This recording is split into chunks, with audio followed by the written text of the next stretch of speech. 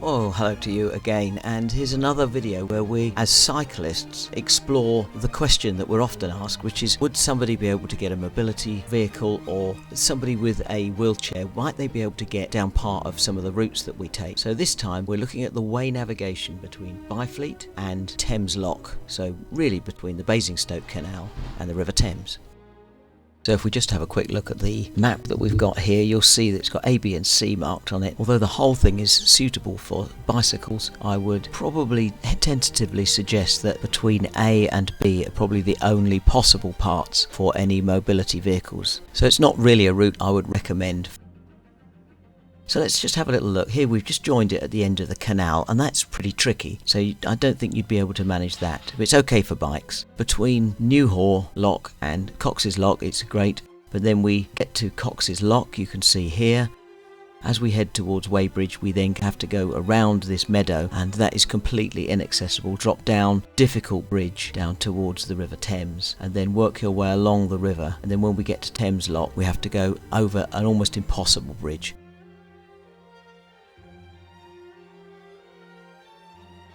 So I've got a bit of a summary. I'm not going to show you that now, but it'll be coming up at the end of the video. We're now just going to have a look at the route as we go along. So I'm beginning here at Scotland Bridge car park, which might seem a suitable place, but you immediately reach a chicane which is really difficult to get round on anything other than a very small bike. It's not even suitable for our tandem. We have to get off. And then you follow along that here, past a few locks, and we're heading towards the M25 bridge. That bridge here, this is really steep again, and you have to push up over the top of it. Then you have to dismount really your bicycles, which is great, so it's easy on a bicycle, but then we descend the other side. At this point we helped a guy push his canal boat out, and then almost immediately you're in gravel under the M25, and it's really quite steep, so when it's dry it's difficult to ride along. The next section here is full of roots from those trees that go across the path, and then in winter it becomes really deep mud. You also find fishermen. But as we get to Newhaugh Lock, this is quite an easy place to park, and you can join. I'm pretty sure you could, if you've got a blue badge, you'll be able to get parked there. And then you could join at this section, and that will take you as far as Cox's Lock, and you could go further, but you wouldn't be able to leave at Cox's Lock unless you were on a very narrow vehicle that could get across the narrow bridge. So you can see the surface here is not bad, but at Cox's Lock, as we approach it, you will see that there is just one very narrow bridge there, and you have to sort of get over that if you want to leave, but it's a lovely place to stop if you can do it. As we continue on this next section, we're heading towards where we have to leave at Weybridge, and the surface is excellent, but this bridge is an absolute nightmare to turn around.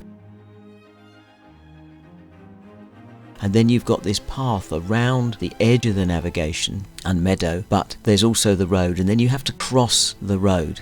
And then when you cross the road, you've got to go down this steep access path and join up against the river. And now it's not too difficult. It's great for dog walkers, but you just get the feeling that people of Weybridge don't want people passing through. They're not interested. Further up here, there's a little footbridge, and there's a really nasty step on each side of it, and you have to get off and push, so that was particularly tricky. And then we get towards Cox's Lock, and I'm not sure how easy it would be to leave here, but there's this horrendously steep bridge that you've got to get over. It's got a big angle at the top. Our tandem bottoms out as we go over the top. Then when you come round, there's a small gate. You've got to go around this park that they've got there, then back onto the road, around the houses, and the road's moderately busy. It's a housing estate. And then when we get to the far end, we're hunting for this car park that you can see here. We re-enter.